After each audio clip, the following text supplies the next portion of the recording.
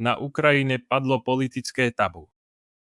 Odvolaný minister Fedorov prvýkrát vyzval na voľby počas vojny. Putin nemôže rozhodovať, kedy budú Ukrajinci voliť, tvrdí. Ukrajina by mala nájsť spôsob, ako usporiadať voľby aj v čase pokračujúcej vojny.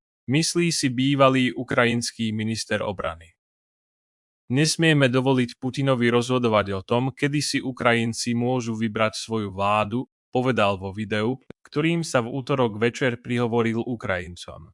Bývalý minister, ktorého Zelenský nečakane odvolal z funkcie na konci júla, svojou výzvou prekročil hranicu, ktorú si od začiatku ruskej invázie nedovolila prekročiť žiadna významná osobnosť ukrajinskej politiky. Od ruskej invázie platí na Ukrajine vojnový stav, čo znamená, že konanie volieb je podľa ústavy pozastavené.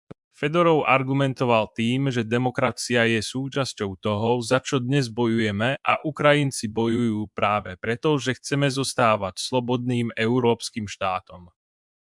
Ukrajina podľa neho potrebuje právny, bezpečný a realistický mechanizmus na konanie volieb počas dlhotrvajúcej vojny, pričom musí zaistiť volebné práva pre príslušníkov armády, Ukrajincov v zahraničí aj ľudí žijúcich vo frontových oblastiach.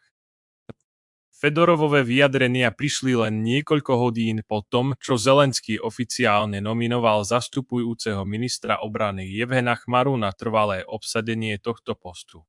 Fedorov, ktorý v armáde spustil reformy a zvýšil dronové kapacity Ukrajiny, bol považovaný za jedného z najpopulárnejších ministrov vlády. Jeho odvolanie vyvolalo protesty po celej krajine požadujúce jeho návrat. Fedorov dostal ponuky na iné posty v Zelenského vláde vrátane podpredsedu vlády pre vojenské inovácie, no vyhlásil, že sa vráti jedine ako minister obrany. So všetkou úctou k Michailovi Fedorovovi, ústava sa kvôli jeho odvolaniu nezmenila.